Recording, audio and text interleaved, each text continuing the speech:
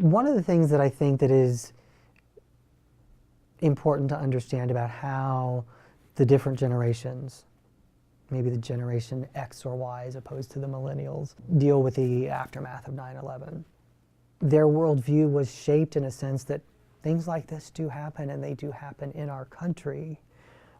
So those who were of older generations and had not experienced that, and all the wars were fought in Europe or someplace else, we who are older were much more shocked and thrown by that than folks who are just kind of, oh, this happened, let me figure out how to deal with it, and now it's a part of the world.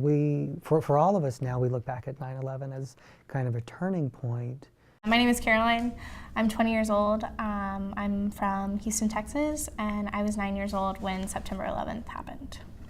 My name is Bonnie Black. I'm from New York, and I'm currently 20, and I was 9 when September 11th happened.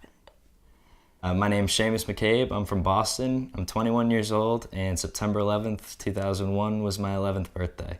I woke up for school probably around 7 a.m. My mom hung some balloons on my doorknob, to my room, woke me up, said happy birthday. I went downstairs, took a shower, got dressed, and ate breakfast. I got on the bus to go to school, and nothing had happened yet, so no one knew anything about it. And then by the time I got to school, probably around 9:30, all the teachers had been in their break room watching the news.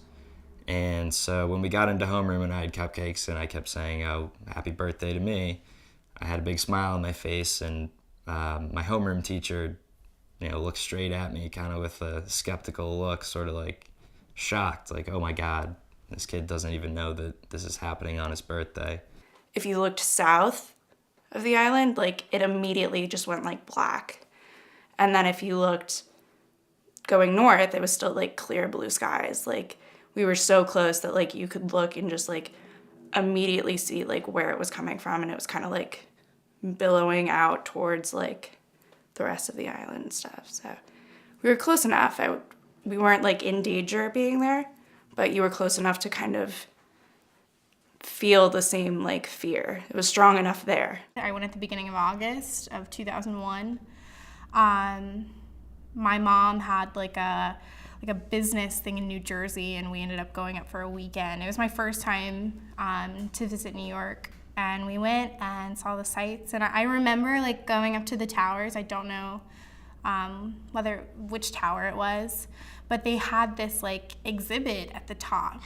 And they had this where you could look out the windows, and they had this movie theater, and it was almost like a helicopter tour, a movie of the towers. And I remember when I was first told, I felt opposed to my classmates. I actually got it because I had been up there, the month before, and the memory was fresh. And all I could think about was someone who was me or my parents or whoever was sitting watching that movie when the tower was struck by a plane. I mean, I felt like that's, and even when I think about it today, that's what I think of, is someone else was watching that movie, and then that person, those people were dead.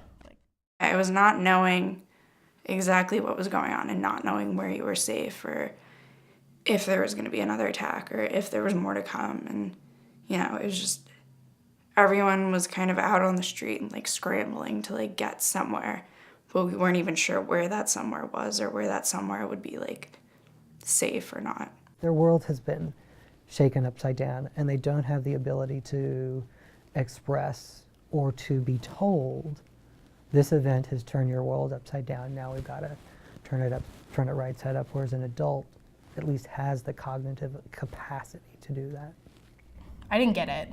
I got it, it was gone, they were down. But I didn't get why. It's I didn't understand. And, people on the news are throwing around this word terrorist. It's what does that mean? I got off the bus, my dad met me, he walked me home like it was a normal day. He got down on one knee in front of me and explained the whole situation, that terrorists had attacked us, and that there was probably going to be a lot of things changing after the fact. It wasn't until a few years later they told me that they hadn't want me to hear anything about it because, you know, they wanted it to be my birthday and not a, you know, national tragedy to ruin it. We didn't know where we were going, and we didn't know what we were going to be doing next. And, like, part of me legitimately thought, like, you know, if this might be the last time I, like, ever talked to my dad. And I was just, like, I was so almost, like, convinced of that. So I was just, like, I'm going to keep him on this phone, like, as long as possible.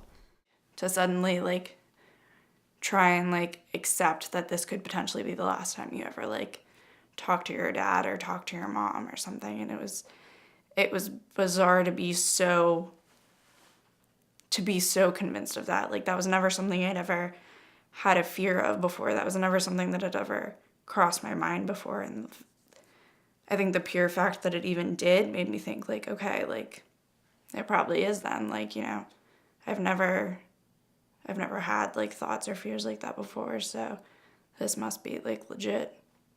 Really the only thing that went through my head was I couldn't possibly celebrate my birthday because so many thousands of people had died and their families were all in mourning. So I just stopped. You know, I was supposed to have a birthday party that next weekend and I canceled it, and didn't have another one until I turned 21, 10 years later.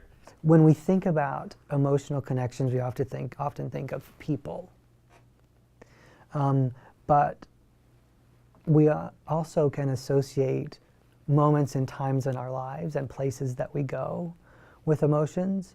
Each one of us has a certain memory that we associate with a place. And I remember going through, like, scenarios of, like, what would I have done? And I remember even thinking, like, at a young age, like, I would have jumped. Because, you know, I saw images of people who had jumped. And I remember having, like, nightmares about it for a week or weeks after, and it was like this recurring nightmare of me, like, not being able to breathe in this theater, and like there were flames even at the top of the tower, and then jumping off. The automatic thing for a lot of New Yorkers was to, like, not talk about it after a while. Like, really just, like, don't discuss it. Like, we did it, and now our only option really is to, like, move on. The adults were like, this is sad, like, this is sad, be sad. And then you're like, oh, yeah, you're right, this is sad. And then they're like, wait, don't be too sad. Like, we're far away, don't be too sad. It's like, okay. All we all really wanted to do was, like, go back to being kids. Because it was like, you're really young and all of a sudden you got this, like, jolt of, like, reality. You get this jolt of, like, how bad things, like, can potentially be, and, like, how scary things can potentially be. So I was upset, and they were like, well, Caroline, like, you need to have the appropriate level of sadness, just because, you know, we don't know anyone, like, it's very sad, but, you know, it's a little over the top. Once we got back to school, it was really just, you know, desperately trying to, like, be little again. I mean, I felt like it was more, right, let's talk about it, like, the week after, and maybe 2 weeks, but after that, like, you know, you're fine. Like, you're far away. When I was probably 15 or 16, I know there were those jokes going around about 9/11. I don't remember any of them, but a few people were starting to make, you know, Al-Qaeda jokes or Osama bin Laden jokes. And people started saying, you know, oh, we can't really joke about that until it's been 10 years later. Like, 10 years after the fact is, you know, it's okay, it's in the past. And so that's kind of the rule I lived by, which is, you know, it was my 11th birthday, 10 years later when I turned 21, I'll throw a party. And that was, you know, sort of how I viewed it the whole time. And once I turned 21, I just felt like it was okay to celebrate it, and I don't care if anyone said otherwise. Many people may say that, you know, folks are between 19 and 21 so saturated with media and so saturated with violent images that they're desensitized. I think related to 9/11, I don't think that they are incredibly desensitized. I think when there is something that is out of the norm like that, I think they still have a reaction like anyone.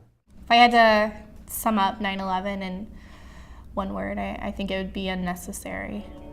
And for me, it was confusing. I guess that's the best way to put it, because I felt like there were a lot of conflicting emotions the whole day. Like for me, I was really happy, but at the same time really sad that, that it happened to people, whether I knew them or not, it had happened to people, innocent people. And so, I guess confusing is the best word to describe how I felt about it. It's just people going to work, people trying to go about their daily business, people getting on a plane to go home or go somewhere, and it was just unnecessary. Like home?